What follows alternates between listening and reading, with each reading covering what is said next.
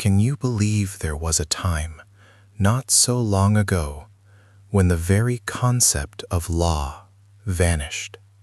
When justice was a cruel joke told by drunken, power-hungry barons, and the crown of England was nothing but a blood-soaked piece of jewelry fought over by cousins who hated each other more than they loved God.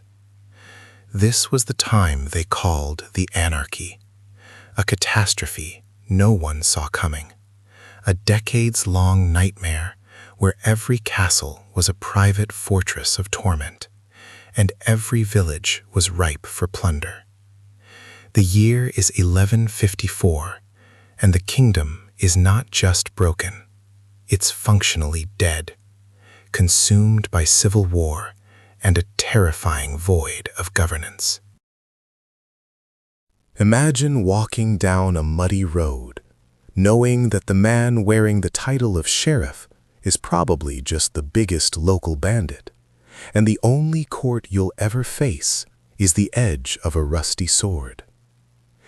King Stephen and Empress Matilda had torn the soul out of England in their brutal, endless civil war, leaving a vacuum so profound it swallowed every shred of civilized society and morality.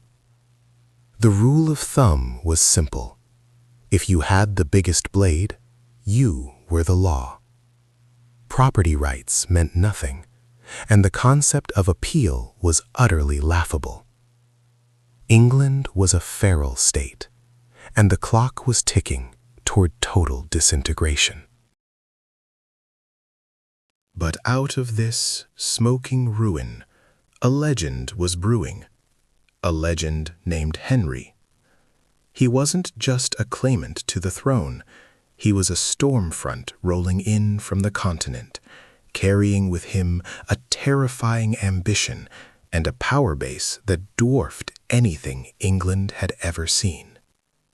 He was the future, wrapped in the cloak of ancient destiny, ready to violently wrench the world back into order. This was Henry Plantagenet, Count of Anjou, Duke of Normandy, Duke of Aquitaine, Count of Nantes. Try saying that title 3 times fast. He controlled a massive swath of Western Europe, from the chilly borders of Scotland down to the Pyrenees, an Angevin empire larger than the one Caesar had once dreamed of, and he hadn't even been crowned King of England yet. His power wasn't just inherited. It was forged through relentless political maneuvering and strategic marriage to the most formidable woman of the age, Eleanor of Aquitaine. He was only 21 years old, but his eyes held the cold, calculating intelligence of a man who understood one truth perfectly. Chaos is merely opportunity wearing a disguise. Henry was determined not just to rule England, but to rebuild it, brick by bloody brick, into an ordered, central machine designed to serve only his will. He viewed the vast territories he controlled not as separate feudal holdings, but as provinces of one monolithic entity, all reporting back to the burning focus of his authority. His arrival wasn't a peaceful coronation, it was an invasion of order. He didn't ask the barons nicely to give back the crown lands they had stolen. He issued a single, terrifying decree: dismantle the illegal castles, surrender the stolen territories, or face the full, unbridled fury of the Angevin war machine. He gave them a choice between immediate, painful compliance or complete eradication.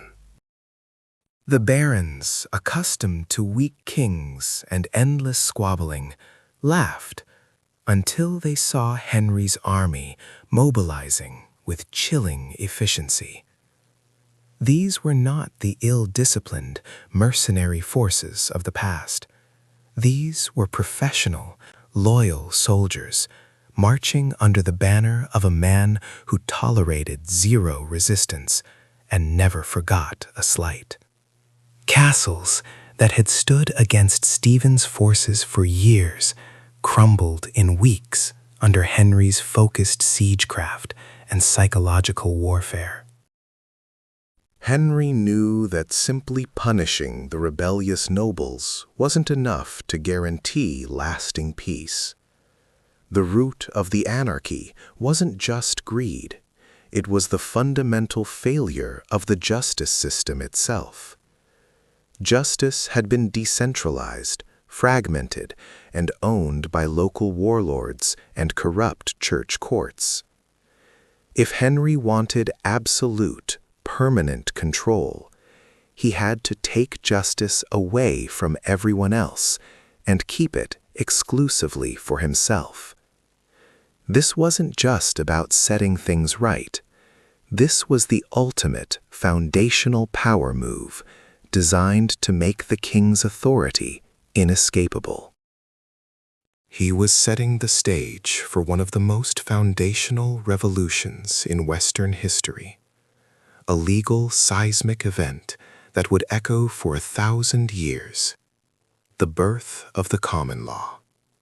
He saw the broken system and decided to create a completely new framework, one where the king's law, his law, was supreme, accessible, and applied equally, at least in theory, across the entire realm, binding every subject, noble or peasant, to the same standard. He needed judges who traveled the country constantly, bypassing the sticky webs of local corruption and feudal loyalties. He needed a jury system, those 12 sworn men, to replace the barbaric trials by combat or the utterly random and deeply superstitious ordeals, like plunging one's hand into boiling water and seeing if God instantly healed it. Henry was trading superstition for efficiency, chaos for bureaucracy. But transforming a medieval kingdom, steeped in ancient custom and ecclesiastical privilege, into a modern legal state requires ruthlessness beyond measure. It requires challenging the most powerful institution in Europe, the only power that truly rivaled his own temporal authority, the Catholic Church. The church courts operated independently, protecting their own clerics, even those guilty of horrific crimes, from the king's justice, a loophole Henry was determined to slam shut. And Henry, this fiery, red-haired, intellectual powerhouse, was not afraid. He was impatient, driven by a furious energy that saw him riding across his vast empire, day and night, ignoring comfort, driven only by the terrifying compulsion to organize and dominate. They called him the Devil's Brood, a descendant of a cursed line known for their savage temper and unstoppable drive, a man who allegedly never sat still, even while eating.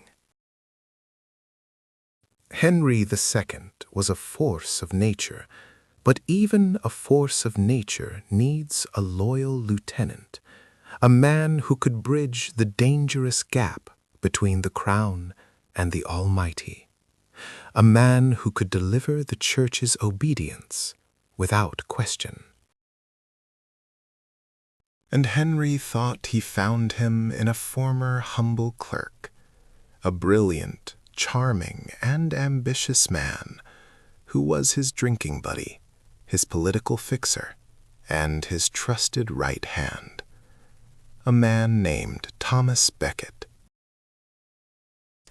Henry believed that by elevating Thomas Becket to the highest spiritual office in England, Archbishop of Canterbury, He would secure the Church's obedience forever and ensure his reforms passed without a whisper of dissent. He thought Becket was his perfect tool, someone who understood the pragmatic needs of the state. He couldn't have been more tragically, catastrophically wrong. The moment Becket put on the archbishop's robes, the drinking buddy vanished.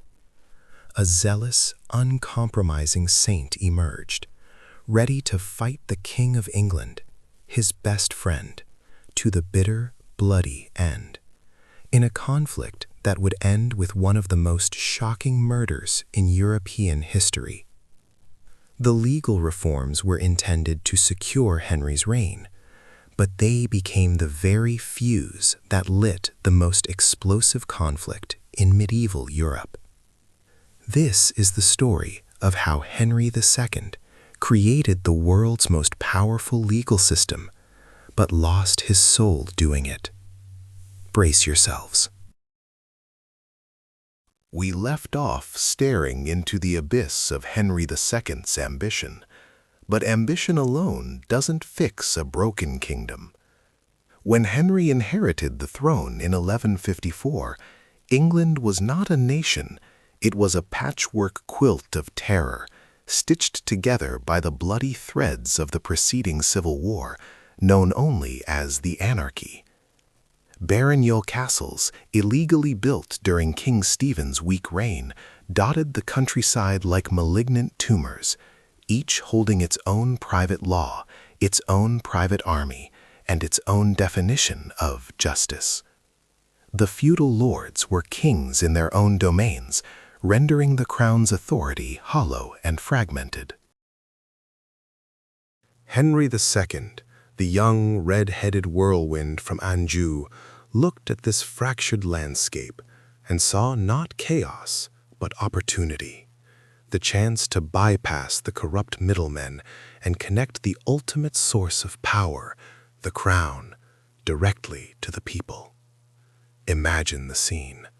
A peasant, robbed blind, must appeal to the very local lord who might have sanctioned the theft or whose relative committed the crime.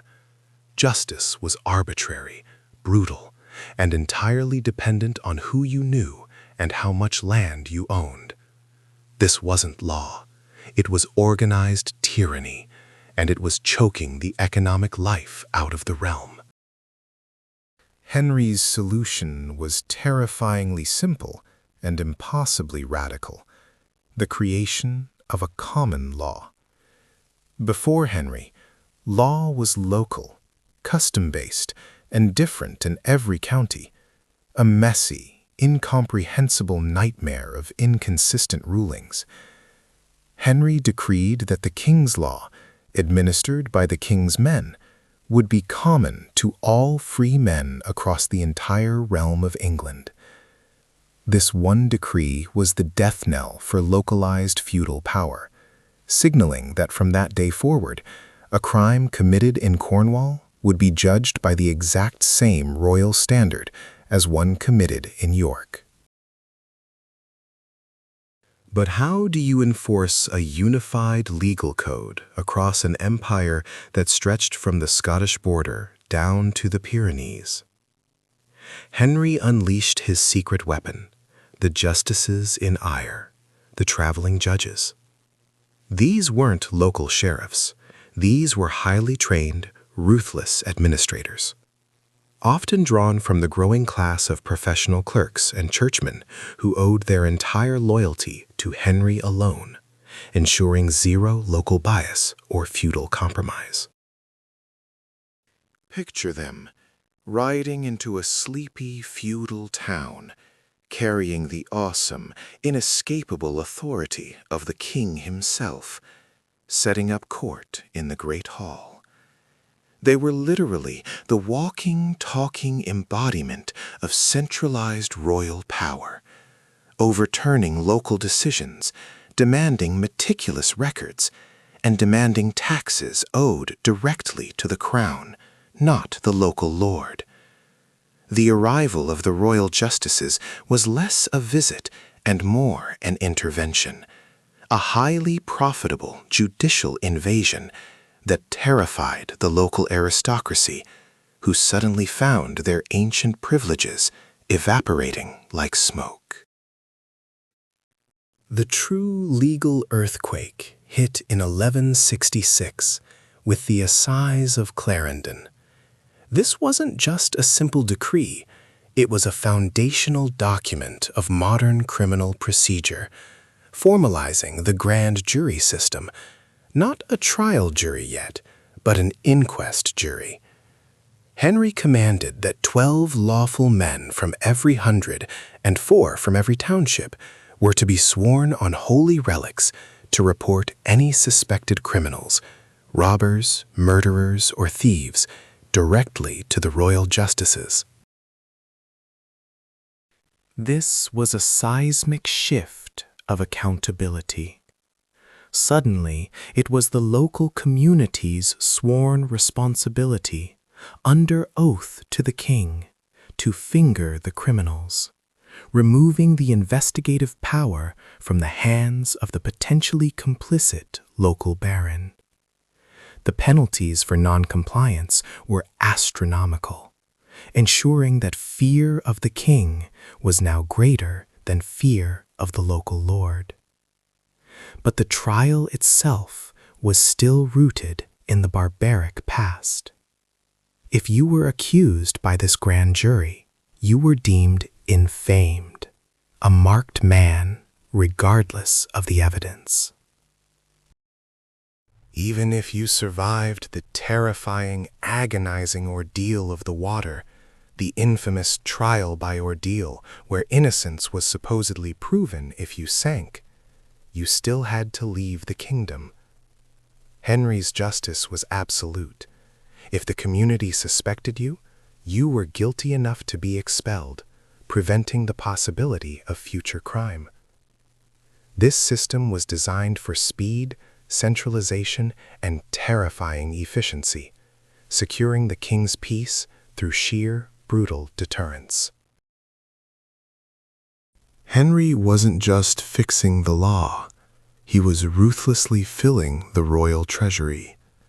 Every session of the royal court, every fine levied, every piece of land claimed through the new writs, like the revolutionary writ of novel disseisin protecting property rights, poured money directly into the king's coffers, bypassing the customary, messy, feudal fees. Justice, under Henry II, was ruthlessly efficient and highly profitable, funding the Angevin Empire's vast armies. This dual strategy, centralizing power through the common law and stabilizing finance through rigorous justice, made Henry untouchable by the fragmented aristocracy. But there was one institution that refused to be touched, one power block that saw Henry's common law as a direct invasion of their sacred territory, and that was the Holy Roman Church. The Church operated a massive, parallel legal universe. Ecclesiastical courts claimed jurisdiction not just over purely spiritual matters, but over a vast array of civil issues: marriage, wills, defamation, and most critically, any person who could claim clerical status. And in medieval England, clerical status was a broad umbrella, covering everyone from high bishops to lowly tonsured clerks, even down to minor church doorkeepers. If you wore a collar, you were untouchable by the king's courts.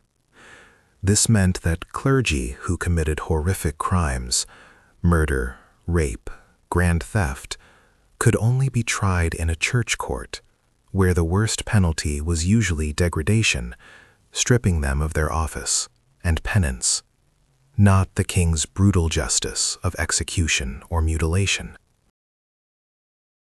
This created the monstrous problem of the criminous clerks, a category of highly protected serial offenders who essentially enjoyed immunity from capital punishment, often committing repeat offenses knowing the king could not execute them. Henry, the great centralizer, saw this anomaly not just as a legal loophole, but as an unforgivable insult to his sovereignty.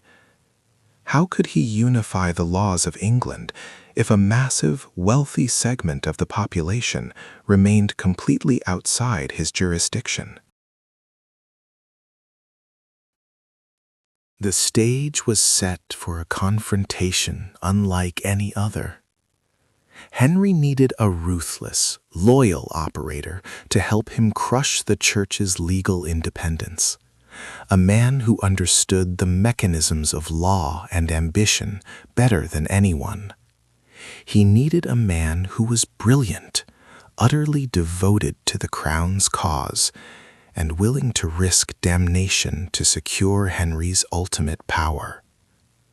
He looked across the Channel, and his eyes fell upon his own chancellor, his most trusted friend, the man who knew every secret of the royal heart, Thomas Becket. The ultimate betrayal was about to be orchestrated by a royal promotion. The ink was barely dry on the decree elevating Thomas Becket from the king's chancellor, the ultimate fixer, the drinking buddy, the co-conspirator, to the holy seat of the Archbishop of Canterbury. Henry Plantagenet, the most powerful man in Europe, believed he had executed the perfect political coup. He had not just placed a man in charge of the English church, he had placed his own dog there, a loyal servant whose only allegiance was to the crown, ensuring that the new, sweeping common law could roll over the pesky ecclesiastical courts without resistance, guaranteeing Henry absolute centralized power. But Henry had forgotten a fundamental rule of high-stakes power games. Sometimes the greatest loyalty is reserved not for the man who gives the power, but for the higher, invisible power that the position demands. The moment the consecrated oil touched Becket's brow, the political operator died, and a terrifying, relentless new figure was born, one who saw his former master not as a king, but as a dangerous adversary to the Holy See. Becket immediately began a transformation so radical, so utterly unexpected, that it sent shockwaves through the royal court and beyond. He shed the dazzling silks and furs of the chancellor, those symbols of worldly power and royal favor, and replaced them with the roughest, coarsest wool habit imaginable, adopting a life of extreme austerity and fanatical devotion. Underneath the clerical robes, rumor spread like wildfire. He wore a perpetual hair shirt, a brutal instrument of penance woven with goat's hair that chafed his skin raw, turning every waking moment into an act of excruciating self-flagellation and fierce divine commitment. The lavish feasts he once shared with the king were replaced by meager, almost skeletal meals, and the boisterous laughter of the court vanished, replaced by the hushed whispers of prayer and ritual that dominated the new archbishop's residence. The man who had once ridden into battle commanding troops for Henry now spent his nights weeping at the altar, seeking spiritual purification for the sins of his past service to the crown, sins he now believed were inextricably tied to Henry's secular ambitions. This was not the pliable courtier Henry had promoted. This was a zealot, suddenly convinced that his duty was not to the earthly empire of the Angevin king, but to the eternal empire of God and Rome. Henry's perfect calculation had just birthed his perfect enemy, and the first shot was fired over the issue of legal jurisdiction.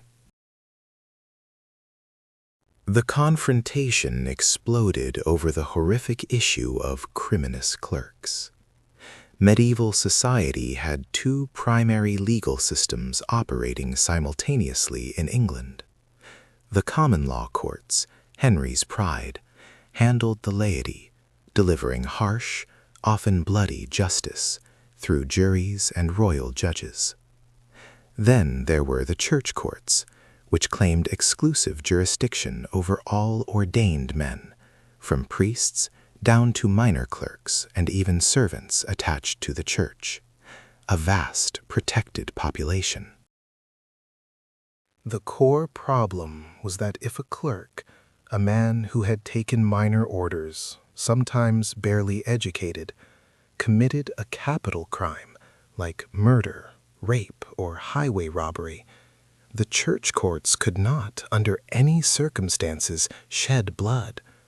They could only administer ecclesiastical punishments, defrocking, penance, or potentially imprisonment in a monastic cell. This loophole infuriated Henry, who saw it as a mockery of justice and a fundamental challenge to the equality of his laws. How could his grand vision of unified, equal justice stand if murderers could simply claim benefit of clergy and escape the hangman's noose? A common law judge could hang a peasant for stealing a loaf of bread, but a cleric who committed cold-blooded murder could be released back into society after a superficial reprimand and a prayer, only to potentially commit the same crime again.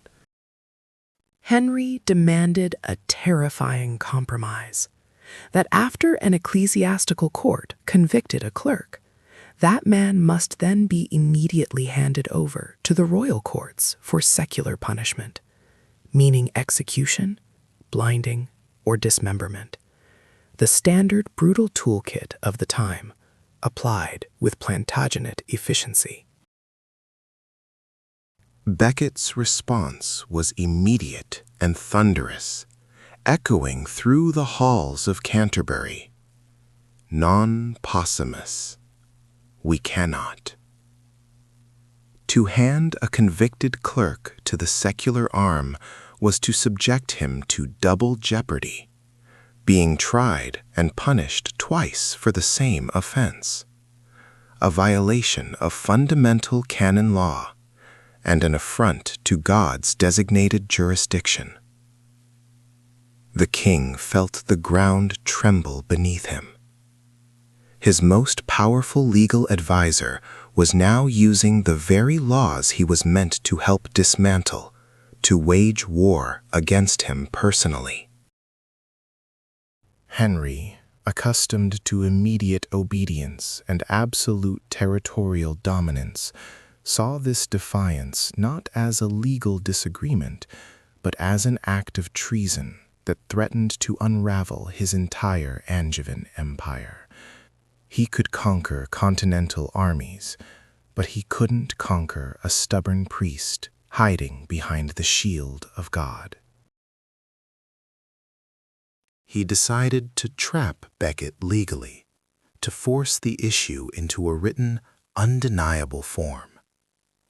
In January 1164, Henry convened all the major bishops and barons at the Council of Clarendon, a remote hunting lodge in Wiltshire. He didn't ask for negotiations. He demanded an oath of adherence to the ancient customs of the realm, which he claimed his grandfather, Henry I, had observed, even though most of these customs were entirely new and designed purely to restrict church power. These customs were meticulously written down into 16 explosive articles, known forever as the Constitutions of Clarendon. They were not just about criminous clerks. They were a total declaration of war against the financial, legal, and political autonomy of the Church in England. These constitutions stipulated that no tenant-in-chief, no bishop, could leave the kingdom without royal license, that all ecclesiastical elections must take place in the king's chapel with his explicit approval, and crucially, that appeals in all matters, ecclesiastical ones, must proceed from the archbishop's court straight to the king's court, bypassing the Pope in Rome entirely, making Henry the ultimate arbiter of spiritual and temporal law. Henry was demanding nothing less than total judicial sovereignty. He wanted England to be an island unto itself, legally accountable only to him. To sign these documents was to make the Church an administrative department of the Angevin state, removing centuries of papal authority and allegiance to Rome. The bishops, terrified of Henry's legendary violent rages, wavered. They saw the fury in the king's eyes, the readiness of his armed barons who ringed the hall, swords barely sheathed. But they looked to Becket for leadership. Becket, initially refusing outright, stood firm for hours, quoting scripture and canon law, denouncing the constitutions as vile attempts to enslave the Church. The tension in that hall was thick enough to choke on. The archbishop had to face the king's chilling ultimatum: swear to the constitutions or face the full, unbridled wrath of the Plantagenet dynasty and the potential collapse of the fragile peace Henry had secured. After hours of intense pressure, threats, and whispered warnings from his fellow terrified bishops, who feared a swift return to the bloody chaos of the anarchy if the king was defied, Becket momentarily broke. He gave a reluctant, whispered promise to adhere to the customs, saving his order, hoping to placate the king with a technicality. But Henry was not satisfied with a mere verbal promise. He demanded a signed, permanent seal on the document itself, requiring Becket's formal, public submission.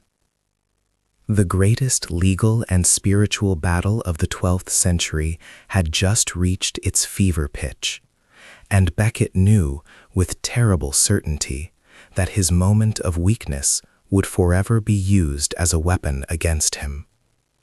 The stage was now set for the ultimate showdown, leading inevitably toward exile, betrayal, and martyrdom. Henry II, the man who commanded an empire stretching from the Scottish borders to the Pyrenees, was not accustomed to receiving insolence, especially not from a creature of his own making. The moment Becket retracted his tacit submission, the king's famed Plantagenet rage, that terrifying, incandescent fury that drove courtiers to hide under tables, boiled over into calculated, lethal action. Henry would not allow this defiance to fester. He would crush it with the full, merciless weight of his revolutionary legal machinery. He needed more than just a public spat. He required a legally binding, ironclad document that would permanently sever the Church's immunity from the royal will. His answer came swiftly, in the winter of 1164, at a remote hunting lodge in Wiltshire, known as Clarendon. This was not a friendly assembly, nor a negotiation. It was the ultimate, cold-blooded ambush, designed to force the entire English ecclesiastical structure to surrender their sacred privileges to the secular sword. The resulting 16 articles, the infamous Constitutions of Clarendon, were the poisoned chalice Henry forced every bishop to drink, and they targeted one legal loophole above all others: the criminous clerks. These were the priests, the deacons, the men who had dedicated themselves to God, but who had committed unholy acts of murder, robbery, rape, or treason. Under the existing law of the realm, these men were untouchable by the king's courts, sheltered by the benefit of clergy. If a priest committed murder, Henry viewed this immunity as the single greatest threat to the common law, a gaping, bloody hole in the fabric of justice that made a mockery of his reign. The Constitutions of Clarendon decreed, with chilling clarity, that any clerk found guilty in an ecclesiastical court would immediately be handed over to the royal secular court for punishment, effectively exposing them to the full horror of the Plantagenet justice system: mutilation, execution, or exile. This was an outrage to Becket. It was double jeopardy, a punishment administered first by the church, defrocking, and then a second, physical punishment administered by the state. He saw it not as legal reform, but as the king's direct attempt to seize the holy power of absolution and judgment, blurring the divinely appointed lines between church and crown. When the constitutions were read aloud, the assembly hall was silent, broken only by the shuffling of terrified feet.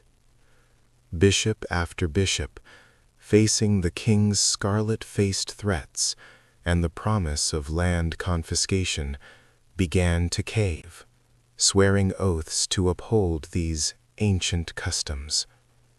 The pressure on Becket was monstrous, a spiritual vice tightening around his soul. He tried to resist, arguing, pleading, but the barons were unified by terror, and his own bishops were deserting him faster than rats leaving a sinking ship. Finally, shattered and exhausted, Becket relented, uttering the words that would haunt him for the rest of his short life: "I submit, saving the honor of my order." That tiny phrase, the desperate insertion of a saving clause, enraged Henry further. But for a fleeting moment, the king had won. The archbishop had sworn the oath, but the victory was dust in the king's mouth. The moment Thomas left Clarendon, the spiritual crisis consumed him entirely. He realized he had betrayed his vow to God. He immediately forbade himself from performing Mass, refused to administer the sacraments, and plunged into a spiritual frenzy of fasting and penance. He wrote a feverish letter to Pope Alexander III, confessing his weakness and begging for absolution from the oath he had just sworn. The Pope, facing his own political struggles with the Holy Roman Emperor, was hesitant, but recognized the catastrophic damage the constitutions would inflict on church authority across Europe. He granted Becket absolution. The archbishop had dramatically, publicly, and irreversibly retracted his oath. The war was back on, and now Henry was not just angry, he felt personally, profoundly betrayed by the man he had elevated from poverty to the pinnacle of power. The king's retaliation was precise, chilling, and focused entirely on financial destruction. If Becket refused to be a servant of the crown in spiritual matters, Henry would prosecute him as a common criminal in secular matters. The king immediately ordered an exhaustive, punitive audit of Becket's entire financial history, dating back to his years as chancellor. Suddenly, the Archbishop of Canterbury was not defending the honor of God. He was defending himself against monstrous accusations of embezzlement, misappropriation of funds in the French campaigns, and owing crippling debts to the royal treasury, some so astronomical they could never be repaid. The legal trap was sprung. Henry summoned Becket to the Great Council at Northampton Castle in October 1164, not for theological debate, but for trial. The charges were calculated to humiliate: failure to appear in the king's court in a minor land dispute, which was redefined as contempt of the royal prerogative, punishable by immediate confiscation of all movable goods. Northampton was a stage set for a tragedy. The castle hall was packed with hostile barons and fearful bishops, all watching the king's face for cues. Henry demanded Becket stand trial as a common subject. The archbishop, facing certain ruin, invoked his highest authority, arguing that as primate of all England, he could not be judged by laymen, nor could he answer for actions taken when he was merely the king's chancellor. This was the ultimate rejection of the common law, a declaration that spiritual office placed him utterly outside the king's jurisdiction. The bishops, once Becket's allies, now abandoned him completely, urging him to surrender his seals and submit to save the church from Henry's impending wrath.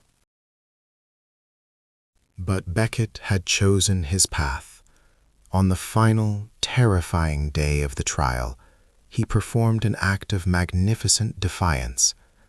He dressed himself in his full, brilliant pontifical robes, placing his mitre upon his head, and dramatically carried his own processional cross, an item of spiritual power, as he walked into the king's judgment hall. He was not walking in as a defendant. He was walking in as a martyr in waiting, forcing the secular court to look upon the symbol of Christ's sacrifice as they prepared to condemn his servant. The tension was unbearable, the air thick with the unspoken threat of violence, as the legendary showdown reached its fever pitch, poised on the edge of exile. The year is 1164, and the hammer of Henry's new common law was about to fall with crushing, final force. Thomas Becket knew, deep in his soul, that to remain in England was to invite a slow, agonizing political execution, orchestrated by the man who was once his closest, most trusted friend. The infamous constitutions of Clarendon had ripped the spiritual authority from his hands, demanding that clergy face the king's brutal secular courts, a move that fundamentally shattered the power structure of the church in England, redefining the entire nation. But Becket was not just a powerful archbishop. He was a master strategist, a man who understood the explosive, terrifying value of high drama and potential martyrdom. He immediately shed his opulent robes of office, disguising himself as a simple, unassuming Cistercian monk, adopting the calculatedly ironic name of Brother Christian. The stakes were unimaginable, the penalty for discovery absolutely certain death, or life imprisonment in some damp, forgotten dungeon of the Angevin Empire. Under the cloak of a cold, moonless night, through treacherous marshland and across choppy, freezing seas, Becket fled the shores of his homeland, slipping invisibly through the fingers of the most terrifying intelligence network in all of Europe.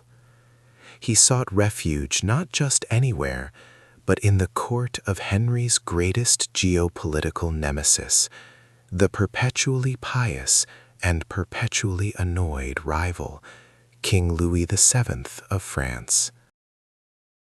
Louis VII, sensing the exquisite opportunity to drive a deep, poisoned dagger into the heart of the colossal Angevin Empire, received Becket not merely as a refugee, but as a persecuted saint and a spiritual weapon.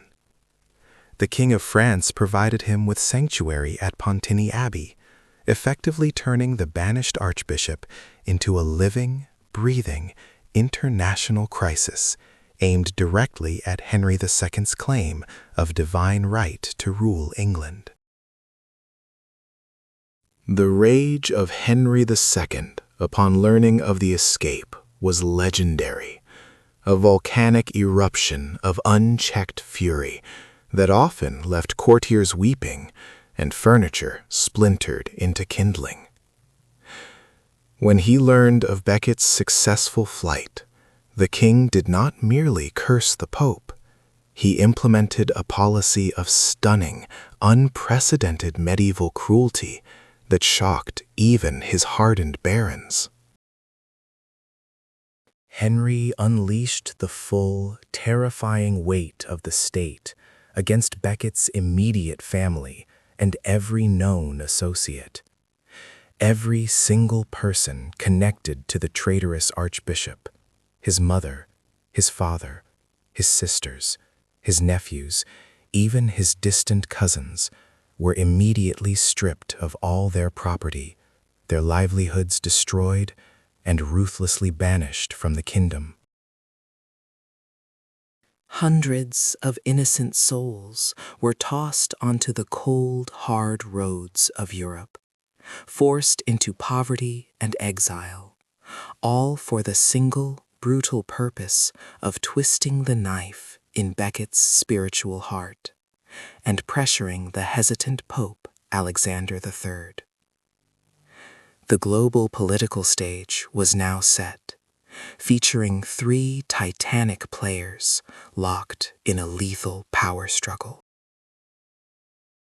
First, the ruthless Emperor Henry II, who controlled a territorial expanse larger than the King of France himself. Second, the calculating refuge Louis VII, desperate to destabilize his dominant neighbor.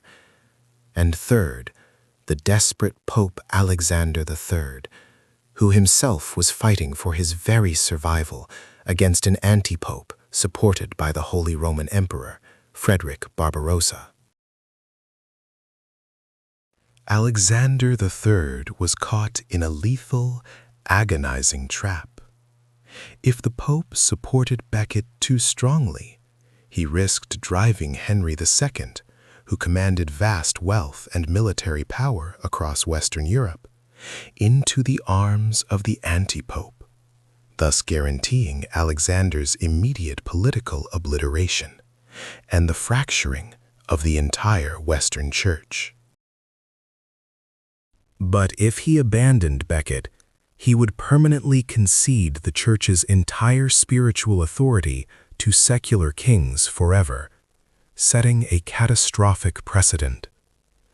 The Pope had to tread the narrowest, most dangerous diplomatic tightrope known to the medieval world, employing the ultimate tactic of delay. offering sympathetic, flowery words to Becket, while endlessly postponing any definitive excommunication-level judgment against the terrifying English king. 6 long years of torturous, slow-motion diplomatic warfare ensued. Years during which Becket refused to remain a silent, weeping victim, waiting for Rome's distant command. He utilized his time in exile to intensely study canon law, transforming himself from a political archbishop into an unyielding theological warrior. From Pontigny and later Sens, he launched a barrage of fiery, condemning letters against Henry's tyranny, and specifically targeting the royal officials who upheld the hated constitutions of Clarendon.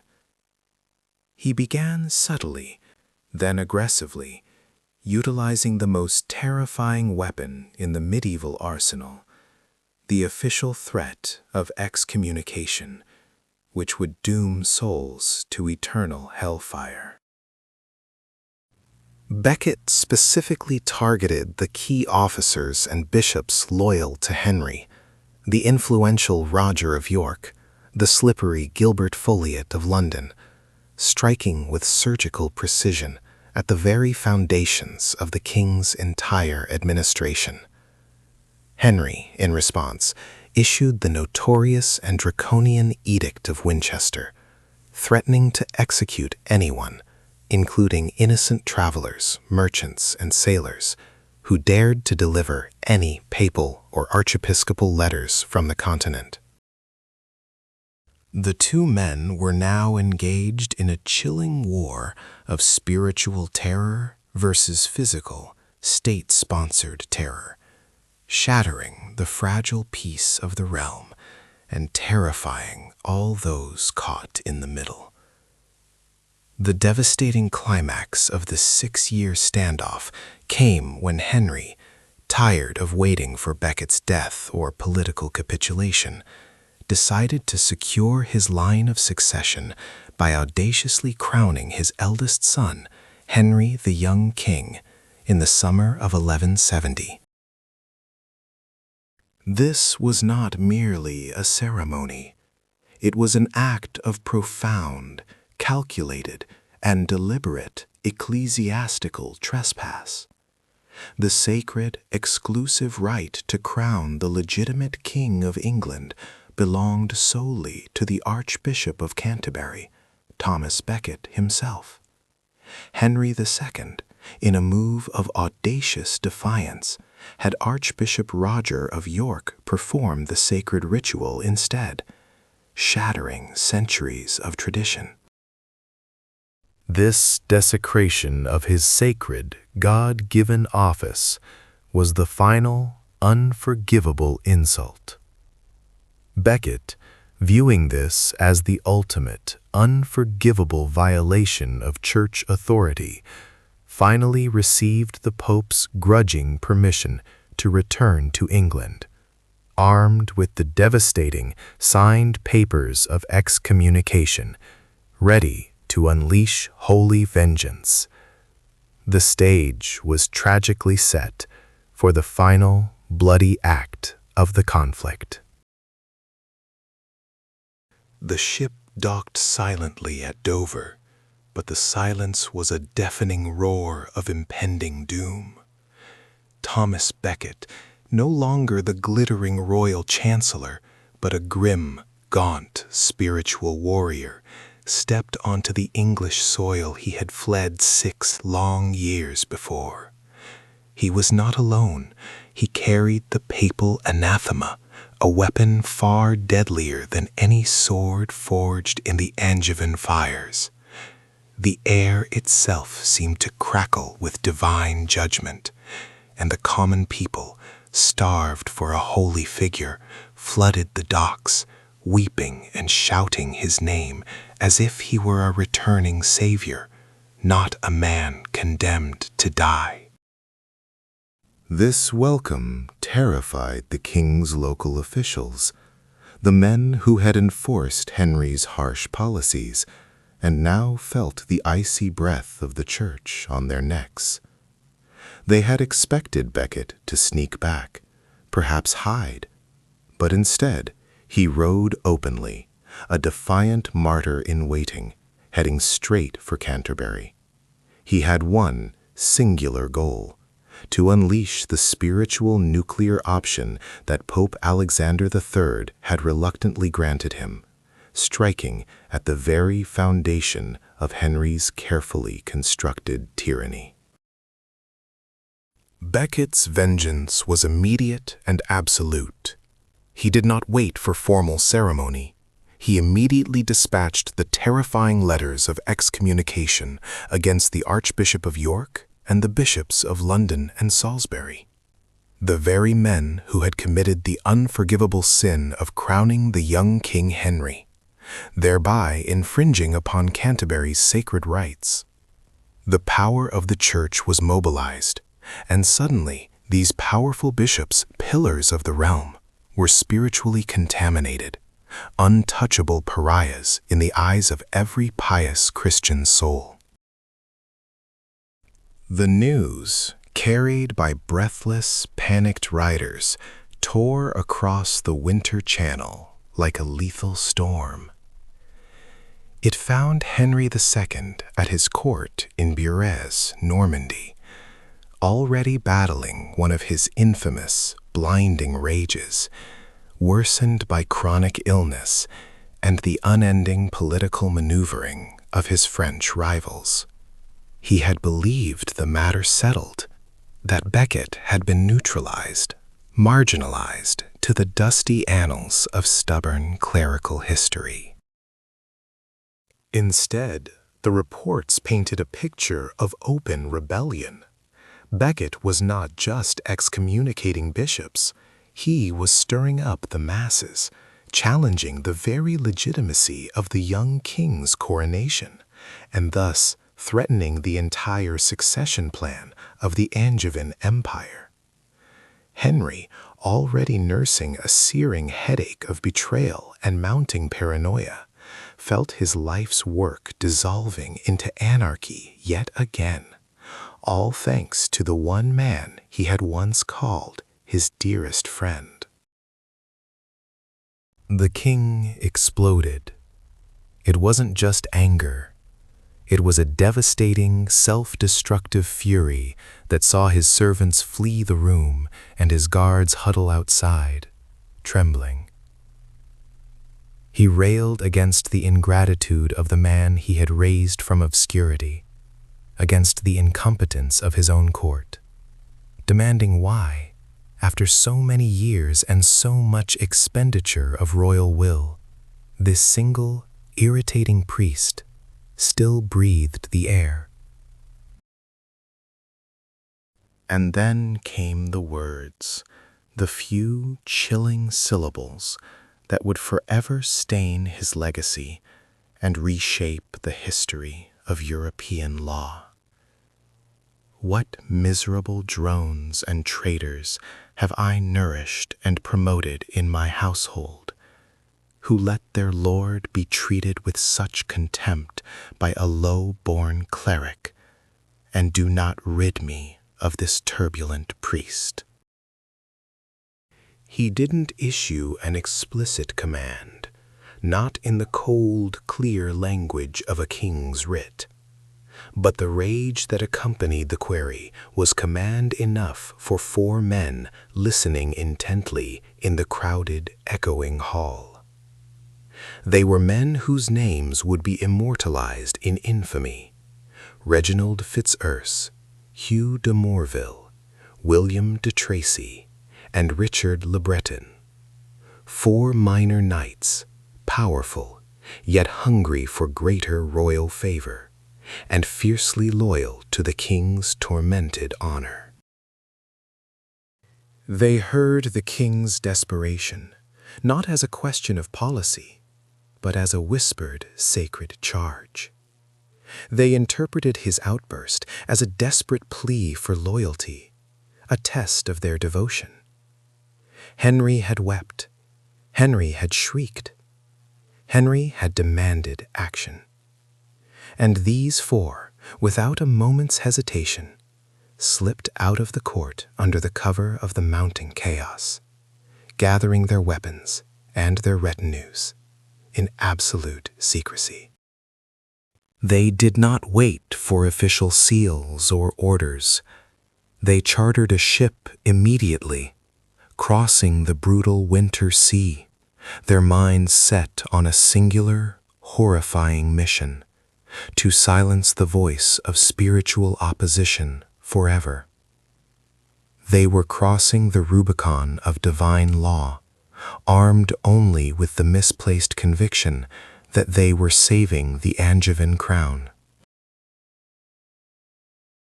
Back in Canterbury, Becket was fully aware of the danger.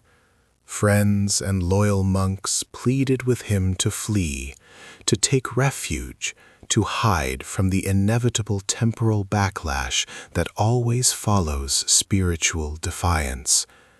But Thomas Becket had moved beyond fear. He had spent 6 years in lonely exile preparing for this final confrontation, dressing himself not in silken robes, but in the hair shirt of the true martyr. On Christmas Day, just 4 days before the end, he preached his final sermon, a profound and terrifying address to his flock. He spoke of the great martyr St. Alphege, who had met his end violently in that very cathedral, and then, his voice ringing with chilling prescience, he announced that soon they might have another martyr among them.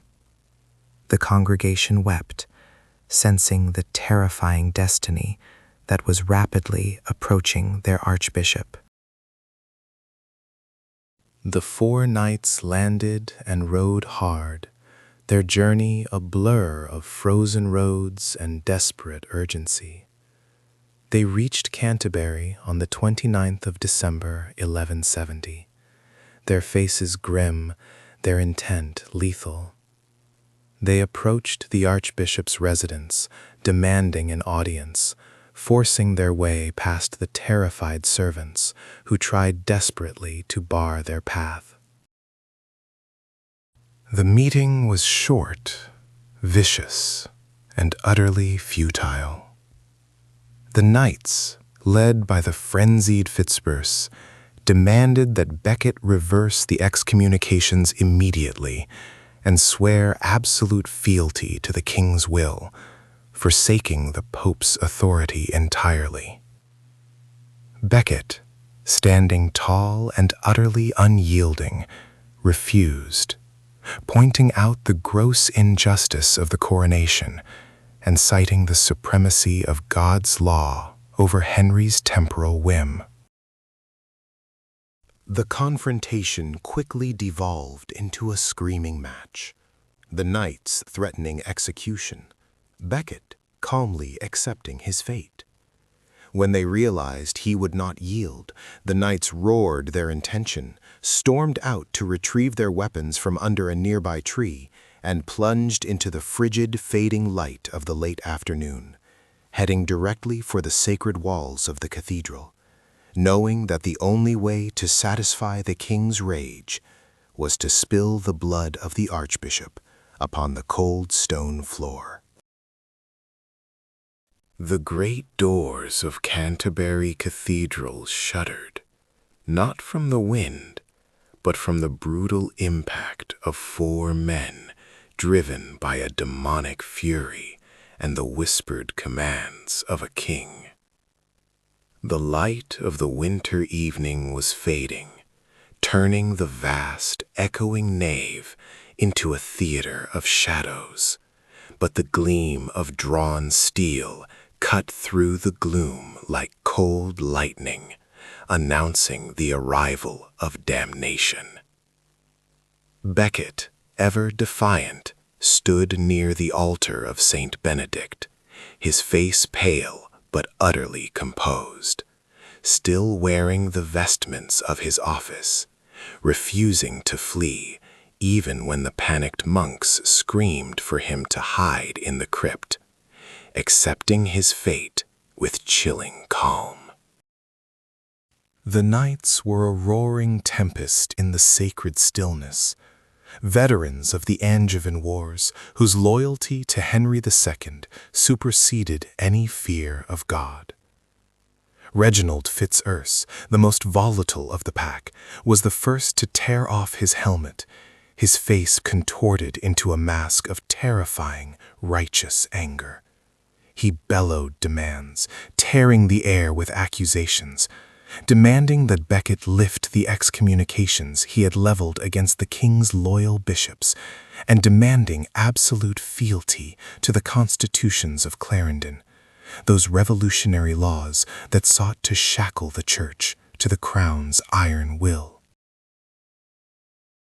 "I am ready to die," Becket declared, his voice cutting through the clangor of armor and the terrified sobs of the monastic brethren surrounding him. "But I will not obey the commands of the king over the commands of Almighty God." This was the final, defining declaration, the definitive and unyielding answer to Henry's decade-long quest for total judicial supremacy. A refusal that sealed the archbishop's doom. Fitzurse, realizing the futility of further negotiation, grabbed the archbishop, attempting to drag him out of the church, a final, desperate attempt to avoid the ultimate sacrilege of murder on hallowed ground, a detail that shows they still feared the consequences. The monks fought back weakly, pulling at the knight's chainmail, but they were no match for the hardened soldiers, who were now fueled by weeks of fear, travel, and the king's implied violence. As the struggle escalated, the knights lost all semblance of discipline, their mission morphing from a coerced arrest into an act of spontaneous, murderous rage. Becket, despite his age and the heavy woolen robes, was surprisingly strong. He grappled with Fitzurse, reportedly calling him a pimp in the ensuing chaos, an insult that detonated the last vestiges of the knight's restraint. The first blow landed upon Becket's shoulder, delivered by William de Tracy, intended perhaps only to wound or disable, shattering the bone and sending a shockwave through the silent witnesses. But the second blow, delivered by the maniacal Fitzurse, tore through the archbishop's skull just as Becket fell to his knees near a pillar, covering his face with his hands in a posture of final, desperate prayer. Then came the most horrific strike. Richard Le Breton, driven by a terrible zeal to complete the bloody task, delivered the third, severing the top of Becket's head entirely. The sacred floor, the very stones trod by pilgrims for centuries, were instantly drenched in the crimson tide of martyrdom. It was said that a final, horrifying gesture saw one of the assassins actually scrape the archbishop's brains from the pavement with the tip of his sword, shouting in defiance, "Let us be off, king's men!" The date was December 29th, 1170, and the unimaginable had occurred. The most powerful prelate in the Western Church murdered by the direct, albeit unauthorized, agents of the King of England within his own consecrated cathedral. Silence fell upon the cathedral, a silence thicker and more terrifying than any scream, as the horrified monks slowly realized the profound, cataclysmic implications of the blood pooling at their feet. This was not just a murder. This was an attack on the very concept of the Church's independence. A seismic event that instantly transformed Thomas Becket from a troublesome political figure into the ultimate, unassailable martyr for ecclesiastical liberty, ready to shake Europe to its foundations. News traveled not on horseback, but on the wings of sheer terror and moral outrage across the Angevin Empire and beyond.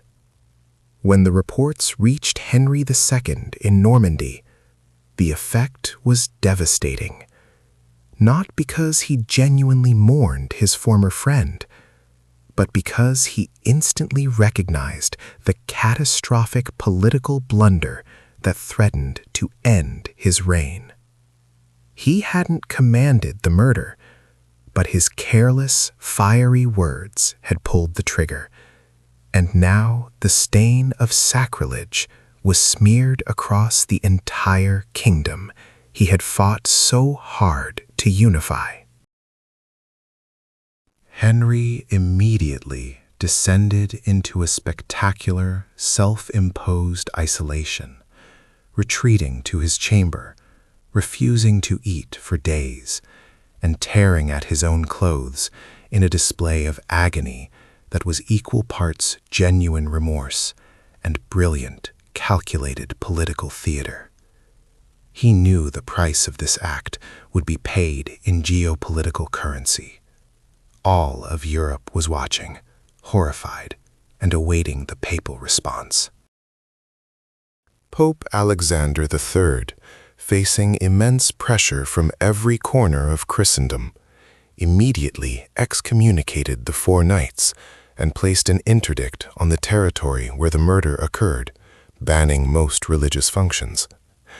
The greater threat, however, was a full papal interdict upon all of England and Henry's vast continental dominions, a spiritual weapon that would shut down all sacraments, damning an entire populace, and potentially freeing every subject from their sacred oath of fealty to the unforgivable king. Henry was thus forced into the most profound political humiliation of his entire reign. He dispatched envoys across the Alps to Rome, armed with vast sums of money and oaths of fealty, desperate to negotiate a peace before the full papal hammer fell and shattered his empire. He had to convince the Pope he was innocent of direct command, though guilty of the sin of passionate, murderous speech. And the negotiations were protracted and agonizing, dragging on for months as the spiritual crisis threatened to unravel the entire fabric of the common law system he had so meticulously built. The political price he paid was monumental. The Compromise of Avranches in 1172. Henry was required to swear publicly that he did not order the murder, finance 200 knights for a crusade to the Holy Land as penance, and, crucially, concede on some of the core judicial issues defined in the constitutions of Clarendon, particularly regarding the ability to appeal directly to Rome over royal courts.